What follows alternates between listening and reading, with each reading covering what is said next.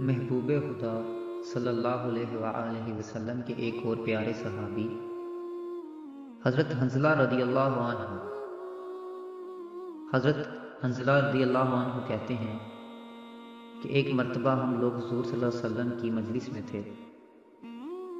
حضور خدا آقا دو جہاں صلی اللہ علیہ وآلہ وسلم نے واعظ فرمایا، جس سے قلوب نرم ہو گئے اور آنکھوں سے آنسو بہنے لگے اور اپنی حقیقت ہم پر ظاہر ہو گئی۔ حضور صلی اللہ علیہ وآلہ وسلم کی مجلس سے اٹھ کر میں گھر آیا، بیوی بچے پاس آ گئے اور کچھ دنیا کا تذکرہ اور ذکر شروع ہو گیا، اور بچوں کے ساتھ ہنسنا بولنا، بیوی کے ساتھ مذاق شروع ہو گیا، اور وہ حالت جاتی رہی جو آقا دو جہاں صلی اللہ علیہ وآلہ وسلم کی مجلس میں تھی۔ خیال آیا کہ میں پہلے کس حالت میں تھا تو اب مجھے کیا ہو گیا۔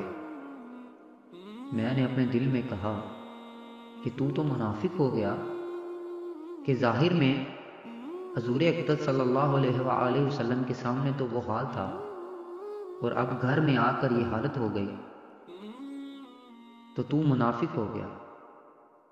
میں اس پر افسوس اور رنج کرتا ہوا اور یہ کہتا ہوا گھر سے نکلا کہ حنظلہ تو منافق ہو گیا۔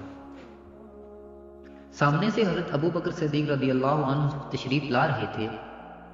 میں نے ان سے عرض کیا کہ حنظلہ رضی اللہ تعالیٰ عنہ تو منافق ہو گیا۔ وہ یہ سن کر فرمانے لگے، سبحان اللہ، کیا کہہ رہے ہو؟ ہرگز نہیں۔ میں نے صورت بیان کی کہ ہم لوگ جب حضور پاک صلی اللہ علیہ وآلہ وسلم کی خدمت میں ہوتے ہیں اور حضور صلی اللہ علیہ وآلہ وسلم دوزخ اور جنت کا ذکر فرماتے ہیں تو ہم لوگ ایسے ہو جاتے ہیں کہ گویا وہ دونوں ہمارے سامنے ہیں، اور جب حضور صلی اللہ علیہ وآلہ وسلم کے پاس سے آ جاتے ہیں تو بیوی بچوں اور جائیداد وغیرہ کے دھندوں میں پھنس کر اس کو بھول جاتے ہیں۔ حضرت ابو بکر صدیق رضی اللہ عنہ نے فرمایا کہ یہ بات تو ہم کو بھی پیش آتی ہے، اس لیے دونوں حضور آقا دو جہاں صلی اللہ علیہ وآلہ وسلم کی خدمت میں حاضر ہوئے، اور جا کر حنظلہ رضی اللہ عنہ نے عرض کیا، یا رسول اللہ صلی اللہ علیہ وآلہ وسلم، میں تو منافق ہو گیا۔ حضور آقا دو جہاں صلی اللہ علیہ وآلہ وسلم نے فرمایا، کیا بات ہوئی؟ حنظلہ رضی اللہ عنہ نے عرض کیا کہ جب ہم آپ سرکار دو عالم صلی اللہ علیہ وآلہ وسلم کی خدمت میں حاضر ہوتے ہیں اور آپ دو جہاں صلی اللہ علیہ وآلہ وسلم جو جنت و دوزخ کا ذکر فرماتے ہیں، تب تو ہم ایسے ہو جاتے ہیں کہ گویا وہ ہمارے سامنے ہیں، لیکن جب خدمت اقدس سے چلے جاتے ہیں تو جا کر بیوی بچوں اور گھر بار کے دھندوں میں لگ کر یہ سب کچھ بھول جاتے ہیں۔ پیارے حضور صلی اللہ علیہ وآلہ وسلم نے ارشاد فرمایا کہ اس ذات کی قسم جس کے قبضہ قدرت میں میری جان ہے، اگر تمہارا ہر وقت وہی حال رہے جیسا میرے سامنے ہوتا ہے تو فرشتے تم سے بستر پر اور راستوں میں مصافحہ کرنے لگے۔ لیکن حنظلہ، بات یہ ہے کہ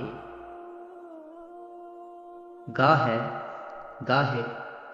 ہے، اس کا مطلب یہ ہے، یعنی آدمی کے ساتھ انسانی ضرورتیں بھی لگی ہوئی ہیں جن کو وہ پورا کرنا اور ان کی تکمیل کرنا بہت ضروری ہے۔ کھانا پینا، بیوی بچے اور ان کی خیر و خبر لینا، یہ بھی ضروری چیزیں ہیں۔ اس لیے اس قسم کے حالات کبھی کبھی حاصل ہوتے ہیں، نہ ہر وقت یہ حاصل ہوتے ہیں اور نہ اس کی امید رکھنی چاہیے۔ یہ فرشتوں کی شان ہے کہ ان کو کوئی دوسرا دھندا ہی نہیں، نہ بیوی بچوں، نہ معاش کا فکر، اور نہ دنیاوی قصے، اور نہ انسان کے ساتھ جیسے بشری ضروریات لگی ہیں وہ اس سے پاک ہے۔ اس لیے وہ ہر وقت ایک سی حالت پر نہیں رہ سکتا۔ لیکن غور کی بات یہ ہے کہ صحابہ کرام رضی اللہ عنہ مجمعین کو اپنے دین کی کتنی فکر تھی۔ ذرا سی بات ہے کہ حضور صلی اللہ علیہ وآلہ وسلم کے سامنے جو حالت ہماری ہوتی ہے وہ بعد میں کیوں نہیں ہوتی، ہم ایسے کیوں نہیں رہتے۔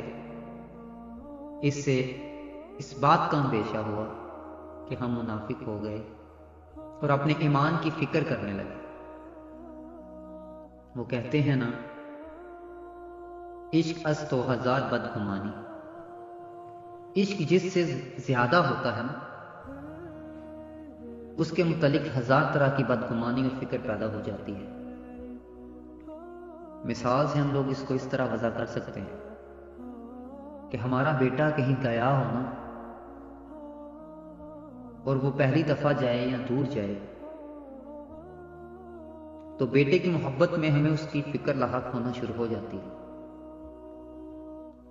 ہر وقت خیریت کی خبر کا فکر لگ جاتا ہے،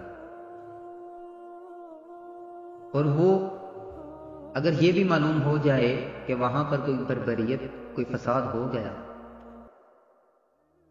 تو خدا کی قسم ہمارے کلیجے پھٹ جاتے ہیں کہ اے خدارا ہمارے بیٹے کی، ہمارے بچوں کی حفاظت کریں۔ جس طرح ہمیں ان کی فکر لاحق ہوتی ہے، ہمیں چاہیے کہ ہمیں اللہ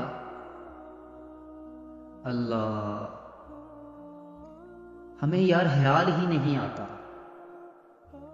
ہمیں اللہ اور اس کے رسول کے دین کی اتنی فکر ہونی چاہیے جتنی ہمیں اپنی اولادوں کی فکر ہے۔ ہمیں دوسروں کی اصلاح کی کوشش کرنی چاہیے، اور اس سے پہلے ہمیں اپنی اصلاح کر کے اللہ اور آقا دو جہاں صلی اللہ علیہ وآلہ وسلم کے حضور ایک عرض پیش کرنی چاہیے کہ ہمیں وہ اپنے غلاموں میں شامل فرما دیں۔ اللہ پاک آپ کو اور مجھے عمل کی توفیق عطا فرمائے۔ دعاؤں میں یاد رکھیے گا۔